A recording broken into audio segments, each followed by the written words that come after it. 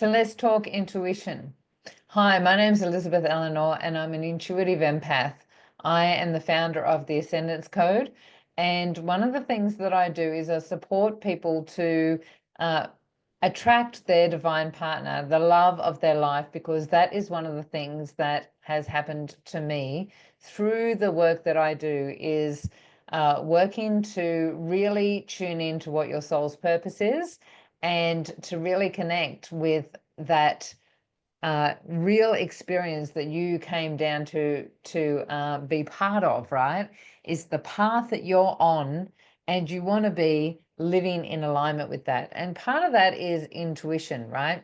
So there's many things. I've been on this spiritual journey for 25 years, and if I didn't say, and I haven't, I have been challenged by someone to do 365 days of being on YouTube and sharing my story, my magic, my beliefs, and what I stand for, what I stand against, and all the things, just so that I'm getting out there, because there's more and more people waking up spiritually, and these people, and you might be one of them, actually need some support to know that they're not going crazy. And yes, this is actually part of the journey, is to wake up, unplug from the matrix, the illusion that we're here, we're separate, we're broken, and that there's something wrong with us, and step into the miracles that are there as an opportunity when you're really connecting to the universe and the frequencies that are available to us, our highest potential. We align with all of these crazy stuffs. It's not just triple numbers. It's not just getting a car park every so often. It's actually aligning with, attracting the love of your life, multiple six figures in your business or more. I had a health challenge where I had 4.5 centimeter brain tumor that I breathed through, 15 centimeter fibroid as well. The things that happen, Oleander Drive to Oleander Street to Oleander Drive. I could tell you story after story, and that's what I'm doing. So if you're interested and want to know more, hit the subscribe button, push the bell so that you get notifications of when we're doing our videos, and go in and check out some of the old ones. This is my day 13, right? And so I'm only just starting. If you're on the journey with me, God bless you. Like I talk about the creator, not necessarily about God, but like, thank you for journeying with me. And I know that as I go along, I'm going to learn more about how to present and how to do this without the ums and the ahs and carrying on and all the things. So if you're here for the journey, you're seeing the raw, the real, and the authentic as I improve going along. And I'm sure that you might have even noticed that I've started improving a little bit myself already, because I'm watching myself with the ums and the ahs and going, pause, you don't have to say that. So let's talk about intuition, because I have been doing the spiritual journey thing for 27 years, and I have seen the movement and the development of spiritual and personal development industry as things have shifted and changed, right? Now, one of the things that I know about intuition is it can be used as a crutch. And it's actually, I used to watch how things shifted, like it's shifted now, but I still watch people in the old paradigm of, I just tuned into my intuition and my higher self, or my guides told me no, not to do that course, or not to go down the street or jump into a party or whatever it might be, right? And they use it as a bypass, as an opportunity just to say no. And they're actually listening to their unconscious thoughts and beliefs and voice, the one that's a lot louder, rather than that gentle, sweet, very subtle energy of our higher self that actually doesn't say don't do something. It will give you a feeling. Generally, it depends on how you connect in with your higher self, your future self, and we can talk about that in another session, another video. It's all about really building that connection between you and you.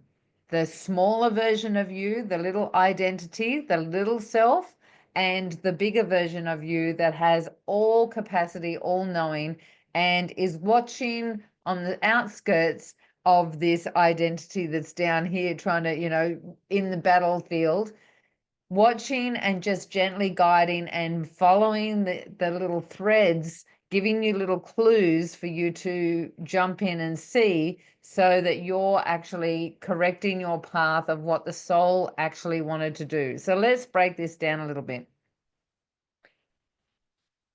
Our unconscious is running the show 95, 98%. I can't remember the actual stats for it. Our unconscious is the part of us that is, and I'm sure I've said this before, but it needs to be drummed in, right? The unconscious is the part of us that is running the show most of the time because it's trying to keep us safe. That's what its job to do is. It was developed in the first formative years of our life, from 0 to 3, definitely up to 7, right? We were in theta brainwave frequencies, which means that we didn't have rational discerning qualities and reasoning abilities. And so everything that came in, we just took for granted of this is the way we need to communicate, to respond, to react, to live in this world so that we survive, right? And just like a computer, when you put the information in, the computer doesn't know to rationalize or reason or decide whether it's right or wrong. It just goes with whatever the input has been given, right? So now you fast forward and you're growing and you're developing, and now you're in a different brainwave frequency where you've matured and you have the ability to sort of make decisions and have new beliefs and all of those things. And on top of that, you've got this old system that is running the show.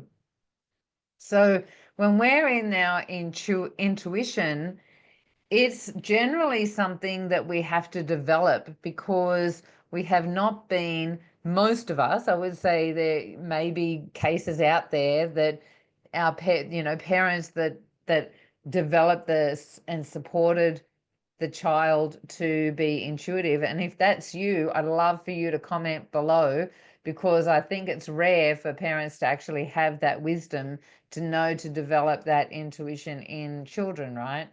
However, most of us didn't have that awareness, that skill set, something that we should have been taught at school, right? However, we weren't. And so we are running on this unconscious programming that is fear-based and based on old information of how it used to be for us.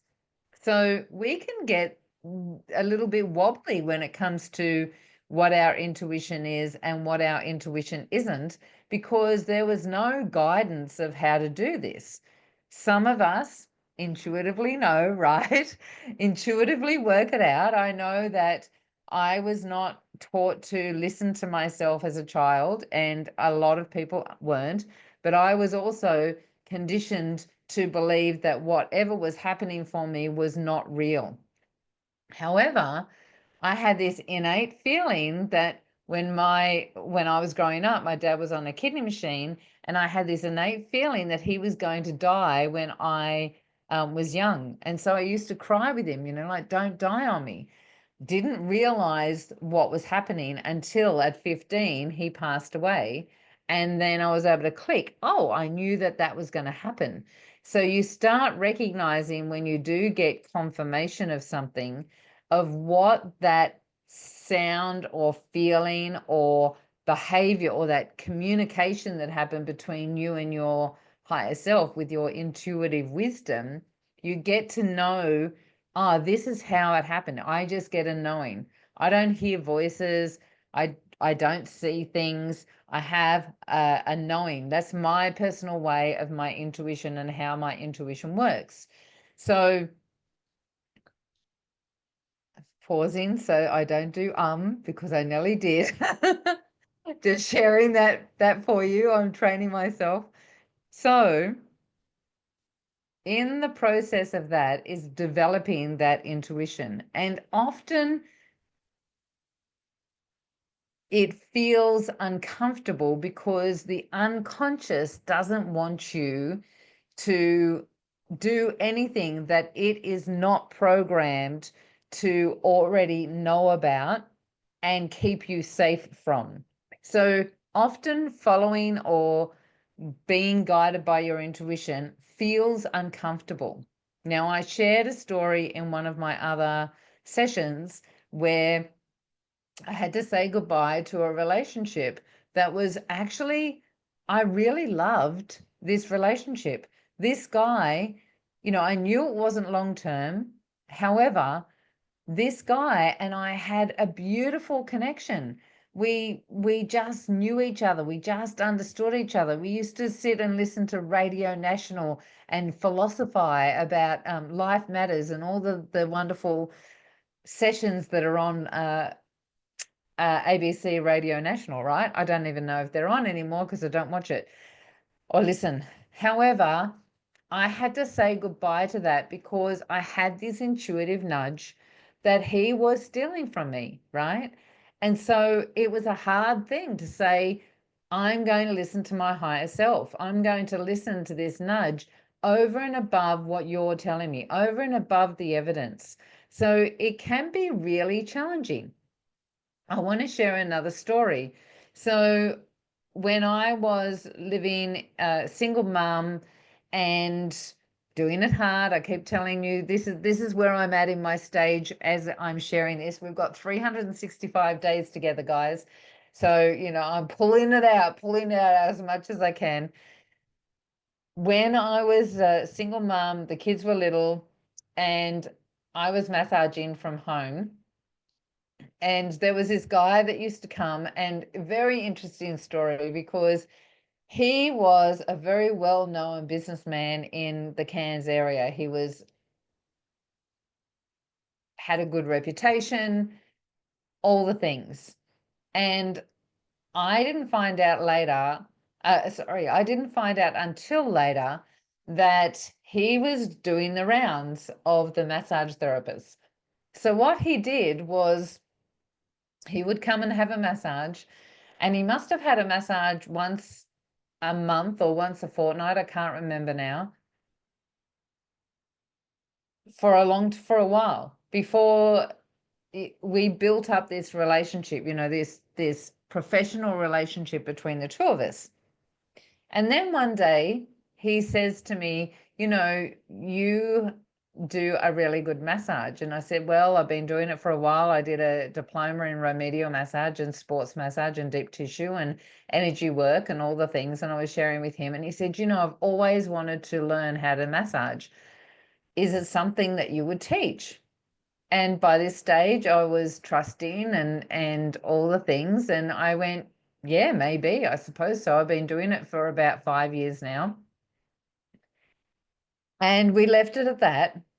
Anyway, every so often he would bring it up again that I want to learn massage and, we'll have to get to that, blah, blah, blah. Anyway, one day he comes for a massage and he says, you know what? I really want to learn massage and I want to learn it from you. Well, let's organize something. And by the way, I've always had this thing that I would love to learn massage out in the rainforest.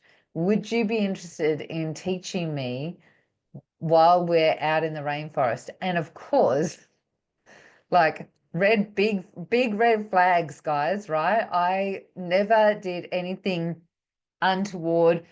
I was an extremely professional massage therapist, and the alarm bells went off, right? I found out later that he was doing the rounds of therapists and that he had a reputation in the therapy community. I didn't know this at the time, right?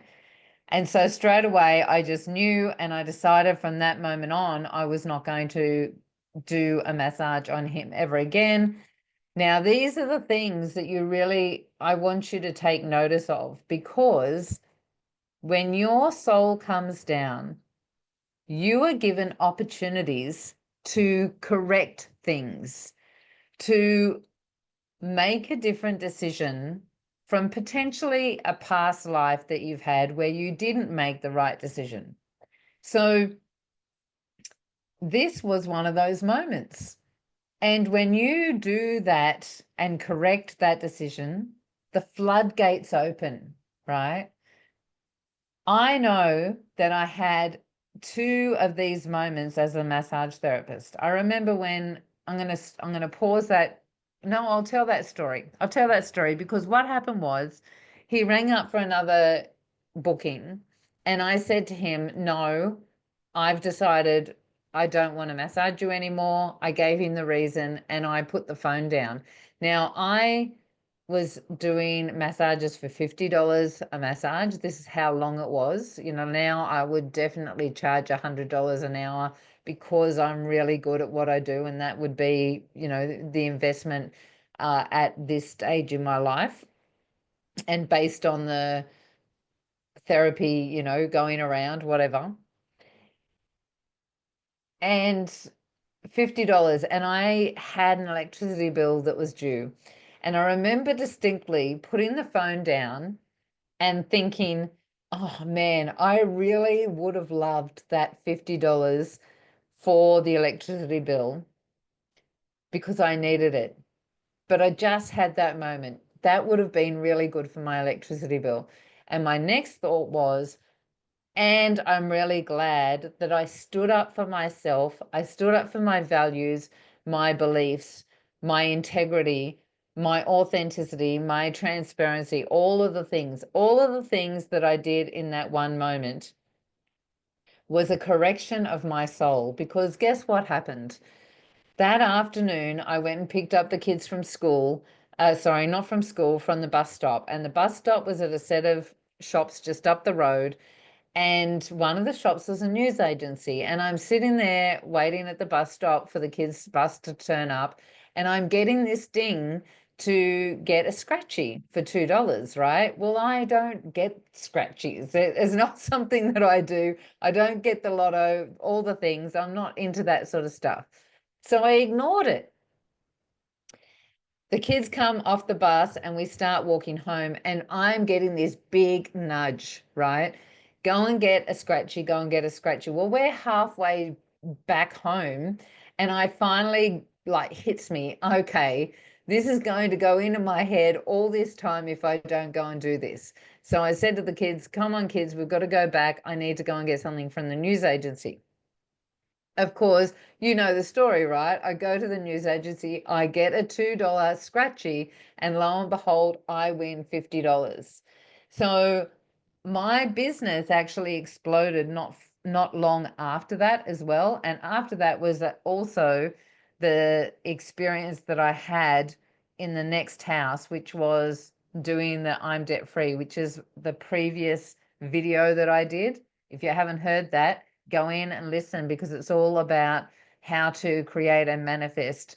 It's the steps basically, right? And how I did that when I needed some money. I just went into this whole space, and from say Monday to Thursday, I think it was, just doing this one practice, I was able to manifest really quickly and clear all my bills, right?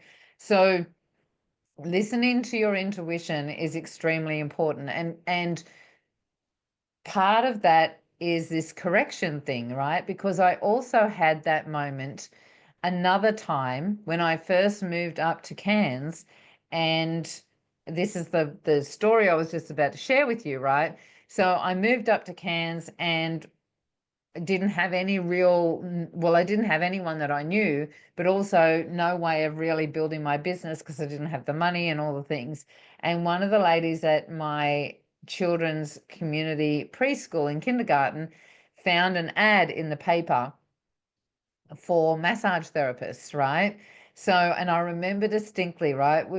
It was our very first house that we moved into, and I was doing it tough. Now, I'd separated from the father of my kids way before I moved up here. I don't know if I've shared the story of how I moved up to Cairns. It was crazy. In fact, I'll do that tomorrow because what happened was we turned up to Cairns with no money and the flashing light petrol flashing light going. And I'm going to share that story tomorrow because it was quite an interesting journey. What happened was I stayed in the house that I was moved into when I first got here, only for a short period of time. And then I moved into a caravan park, which I'll share all that tomorrow.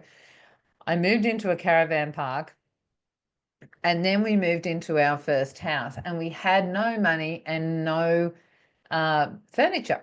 So I moved into this house, and my kids and I slept on a quilt on the floor until I could afford a bed. So here's this ad in the paper for a massage therapist. So I ring this ad and I tell the guy, asks me what my qualifications are and all the things, and I share with him what I've done and all the stuff, right? And he looks at me, or he says to me, he pauses on the phone and he says, with all the qualifications you've got, I don't know if you'd be interested in what I've got to offer, but you can make lots of money. Well, straight away, everyone knows what that means when you're a massage therapist, right? And I remember distinctly looking at the quilt. It was a wall phone, and I looked at the quilt on the floor in the bedroom, and I thought to myself, well, maybe I could buy a bed for me and the kids, and then I could stop. And the next thought, and this is my intuition, right? So my limited self, my identity has the thought of lack and goes into the space of maybe this is my moment, like I have to do something I don't want to do so that I can get what I need for me and my children, because I was feeling guilty about not being a good mum, right? So my next thought, my higher self, my intuitive wisdom, thank you, says to me, yes, but could you give the money to them for lunch at school, or, whatever? And I just knew straight away, there is no way. I would rather sleep on the floor on a quilt with my kids than to do something that was, not in my values, my morals, out of my integrity, all of those things. And so I said no to that guy. These two things in my business at the time were corrections, were opportunities for me to make a decision based on what my morals and my values were, and not what my lack and my decisions to just have instant gratification. And because of that, my world opened up, and my children and I were completely and utterly looked after. It wasn't long after that I got a bed, and we just kept on flying. It was slow progress, but because I listened and I stood my grounds on what I believed and what my values were and what was true for me, that's why these doors open, right? These new opportunities. And I learned the lesson that maybe I didn't learn in my previous lifetime. There was some sort of correction, some decision that I made that was not holding my vibration. And so I missed that opportunity. So now it comes back so that you have the opportunity to make the right choice this time and level up into the timeline that holds you in a higher vibration, or stay in the timeline where you're not, you've made a decision from lack, and so therefore that vibration of lack stays in your system. So it's really important for you to really tune into your intuition, build a relationship with your intuition, hold on to your truth, hold on to onto your morals, your values, all of those things. Make the choices that are sometimes uncomfortable, because your connection with your higher self is your top priority in this lifetime. That's me. Like and ring the bell, do the subscription, all the things, and I'll catch you tomorrow.